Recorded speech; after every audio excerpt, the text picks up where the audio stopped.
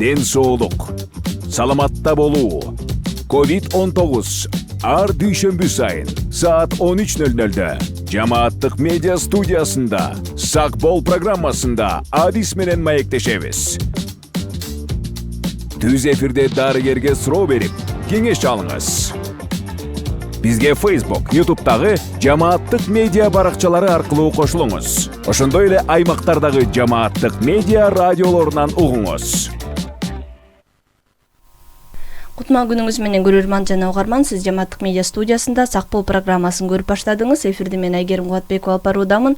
Жүрөк кан тамыр оорулары дүйнө жүзү боюнча өлүмдүн жана майыптуулуктун негизги себеби болуп саналат. Акыркы учурларда аталган илдет жашарганы айтылууда. Биз бүгүн инфаркт миокард илдети туурасында сүйлөшөбүз. Студияда мейманда медицина илимдеринин кандидаты, жүрөк хирургиясы жана органдарды трансплантациялоо илимий изилдөө институтунун кабыл алуу блогу менен консультативдик диагностикалык бөлүмүнүн башчысы Эльмира Тукушева. Кутман күнүңүз менен студияга кош келдиңиз. Саламатсыздарбы? Рахмат сиздерди чакырганыңыздарга студияга. Жалпы кыргыз элине салам айтам. Алгач бул илдет башка жүрөк оорулары менен эмнеси менен айырмаланып турат, анан бул оору эмнеси менен коркунучтуу экенин айтып берсеңиз. Негизи бул инфаркт миокарда же миокардтын курч инфаркты деп коет. Же болбосо эл оозунда негизинен жүрөк оорусу деп айтылып келген бул оору жүрөк булчугунун бөлүмдөрүнө кан агымынын азайышы же толугу менен токтоп калышы менен түшүндүрүлөт. Клиникалык жактан жүрөк курч инфаркты билинбей да өтүшү мүмкүн, же кан айлануу кескин түрдө начарлап, капысынан өлүмгө, мындайча айтканда внезапная смерть деген ооруга алып баруучу катастрофалык деңгээлде да болушу мүмкүн. Кыргыз Республикасында дагы эле бүтүндөй дүйнө жүзүндө негизинен миокард инфаркттын башкы себеби болгон коронардык артерия оорусунун жалпы алып караганда өлүмдүн негизги себепкери катары белгилүү. Акыркы жылдары медицинанын кыйла жакшырышына карабай, инфаркт миокардыда өлүм көрсөткүчтөрү актуалдуу бойдон калууда. Себеби деген бул курч периоддо 5-30% түзөт. Көптөн көп тескери прогноз жүрөк булчугунун жабыркоо деңгээли менен сол карынчанын насостук функциясы начарлаусуна байланыштуу экени аныкталды.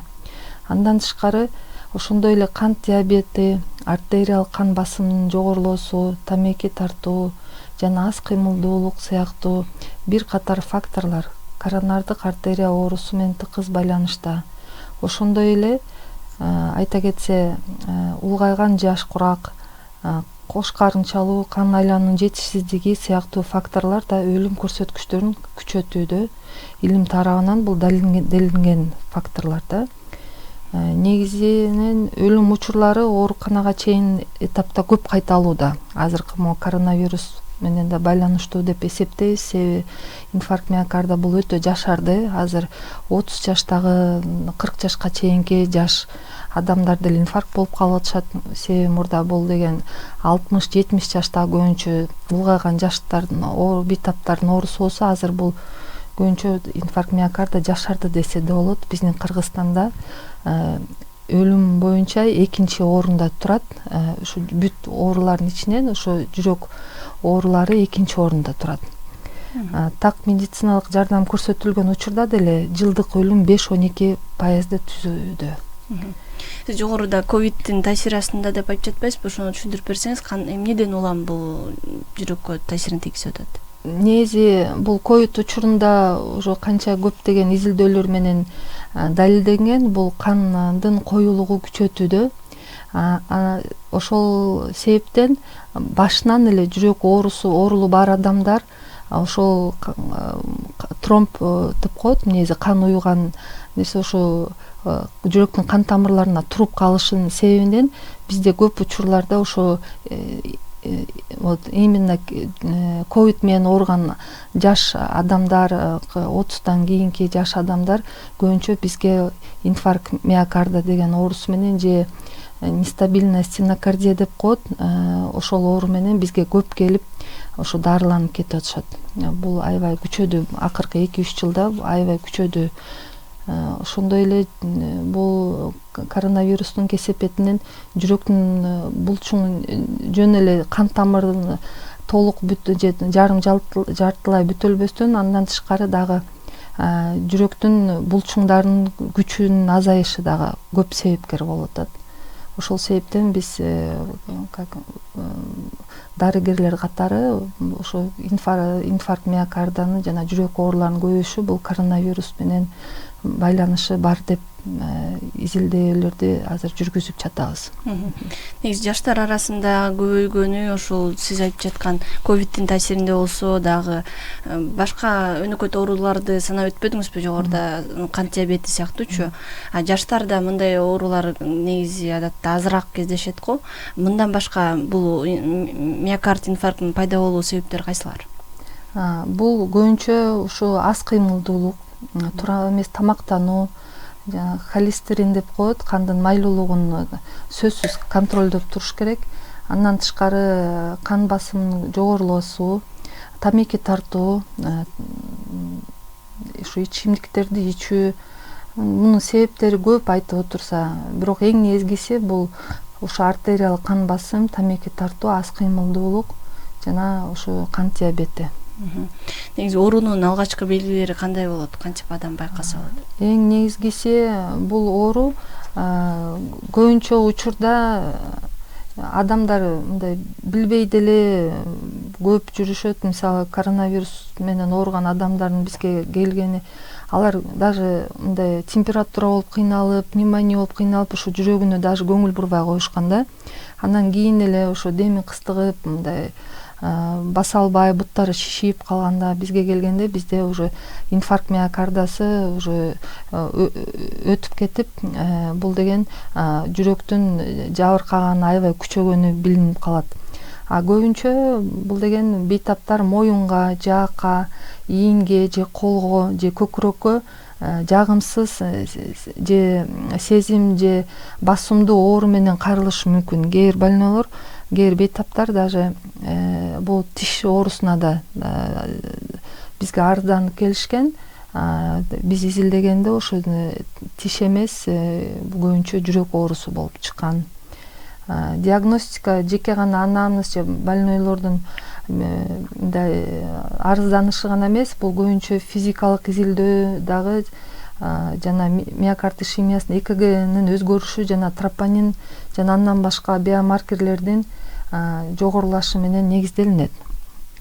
Дарылоо негизи инфаркт миокардынын эки түрү болот. Бул деген көбүнчө инфаркт кан тамыр, бул толук жабыркаган учурда толук же жарым толук бүтөлгөн же жарым жартылай бүтөлгөнүнө байланыштуу болот да. Ошондой бул эки тайпага эле бөлүнүп калат. Башында эле ЭКГ тартканда эң негизгиси диагностика бул ЭКГ жасатыш керек. Дарылоо жолдору туурасында айтып берсеңиз, кантип дарыланат? Инфаркт миокарда бул кечиктирилгис курч жагдай болгондуктан, жана айтып кетпедимби, ЭКГ тартыш керек. ЭКГ тартканда эле эки тайпага бөлүнүп калат. Бул деген эгерде жана кан тамыры толук бүтөлүп калган, байланыштуу болсо, анда 2 сааттын ичинде ал деген кан тамырды интервенциялык жол менен ачуу керек. Ал интервенциялык жолдун эки түрү болот. Бул стенд коюу же баллонная вальвулопластика деп коет, кан тамырын кеңейтет да. Эгерде мындай анатомиялык жактан же физиологиялык жактан стенд коюуга, кан тамырга стенд коюуга мүмкүнчүлүк жок болсо, анда тез аранын ичинде операцияга алынат. Бул аорта коронарная шунтирование деп коет. Бул көкүрөк ачылып, адамдын өзүнүн эле бутунан же колунан алган кан тамырды жүрөккө улап, жүрөктүн кан тамырларына улайт, жабыркаган жерлерине. Ошондо кан айлануу толук восстановление болуп калат.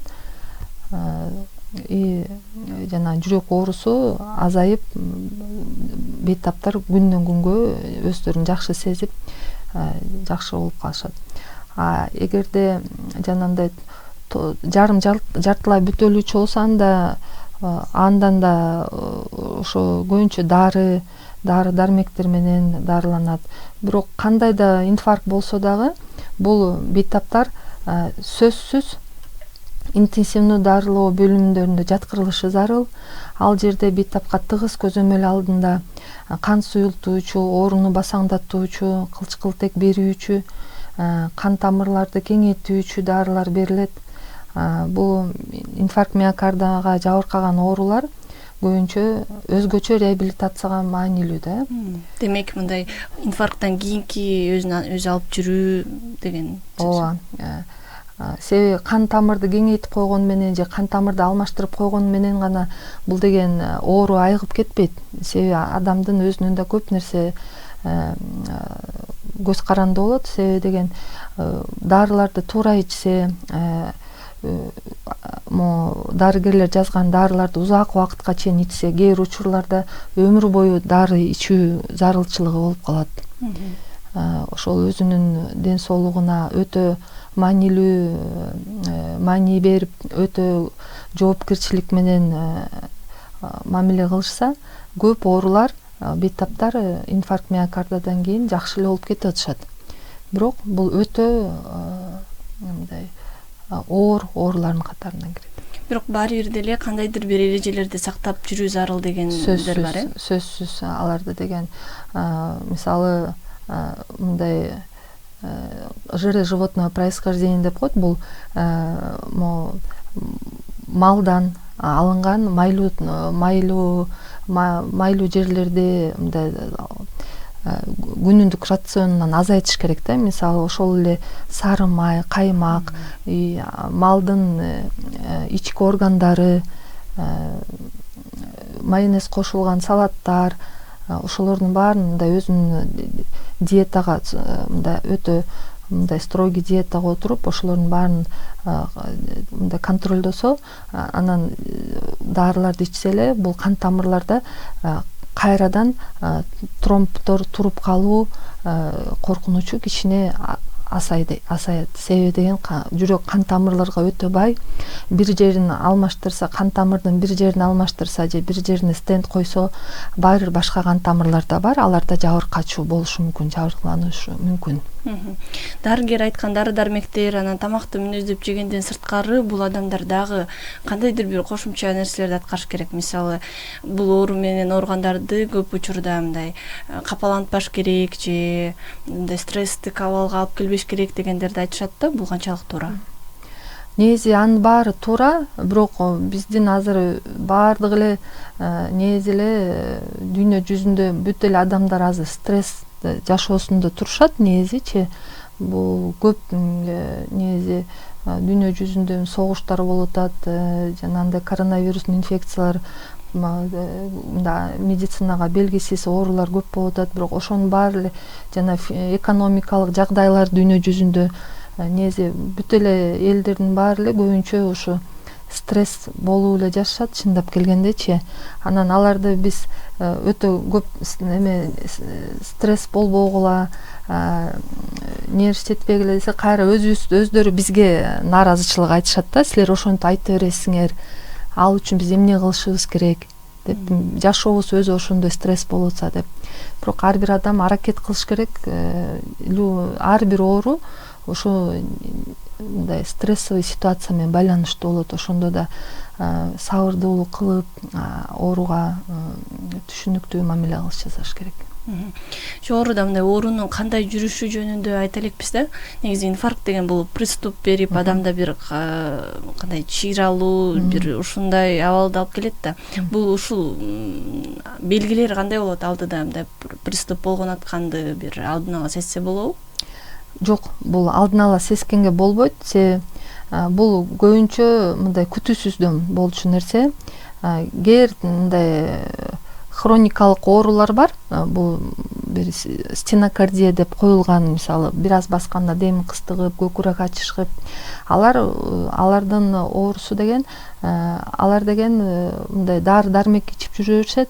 Көбүнчө алардыкы бул өтө мындай курч инфаркт миокарда мындай күтүүсүз жерден болбойт да.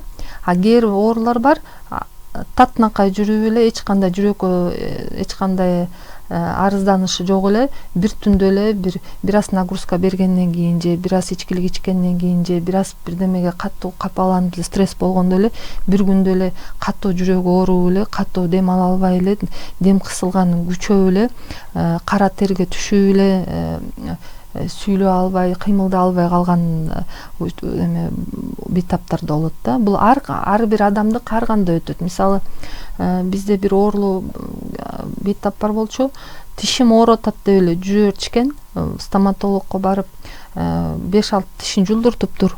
Анан кийин оорусу басаңдабайт. Бизге келди, биз ЭКГ тартсак эле инфаркт болуп чыкты. Ал байке болсо бир айда ушу 5-6 тишин жулдуртуптур. Улам бир тишин жулдурат, басылбайт, улам бир тишин жулдурат, басылбайт.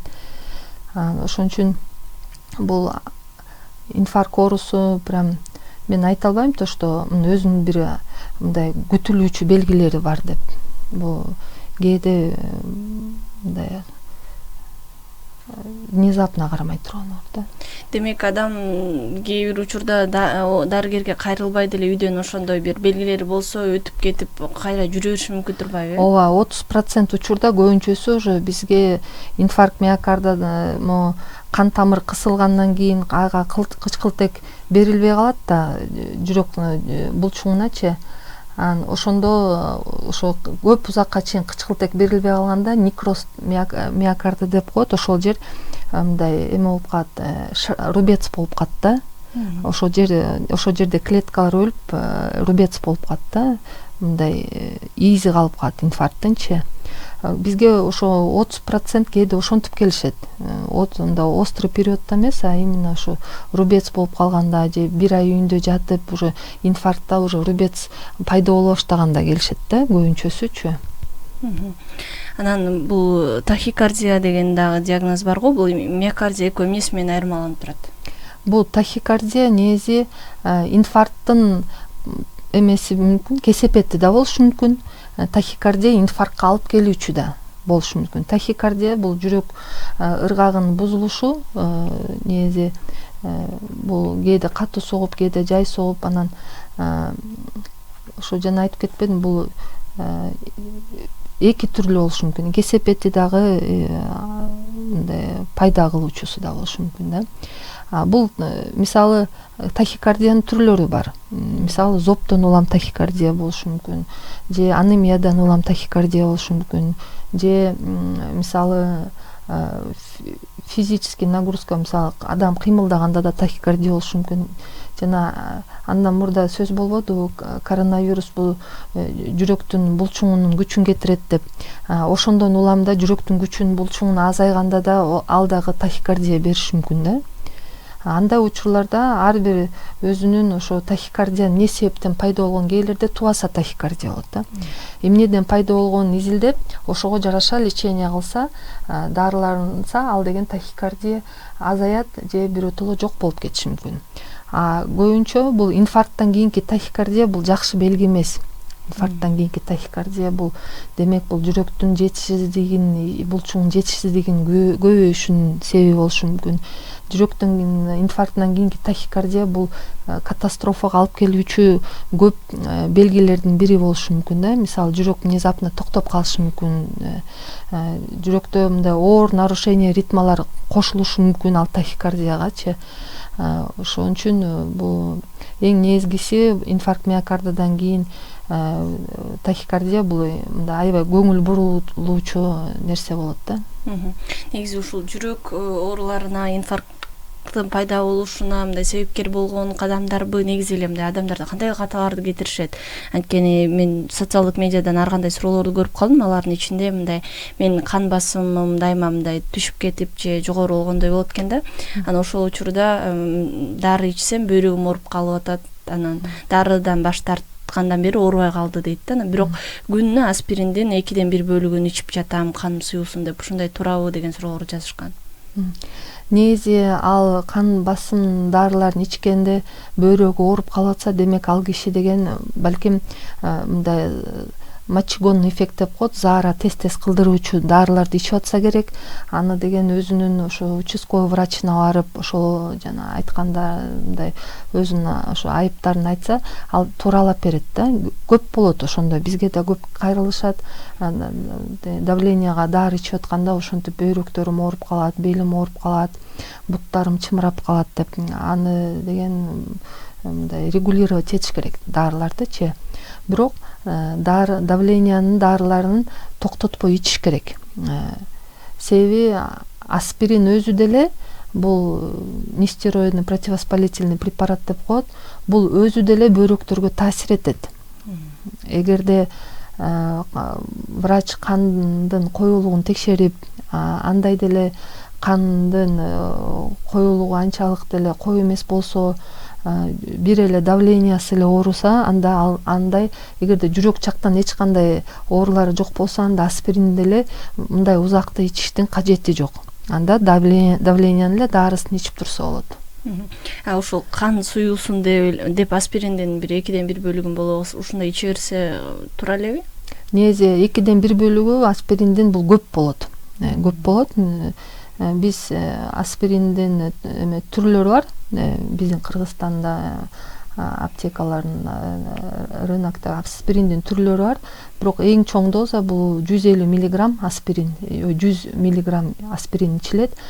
Бул жарым таблетка ичип атса, демек бул 250 мг ичип атат аспиринди. Анан биз 300 мг аспиринди бул жүрөгүнө операция болгондон кийин жазабыз.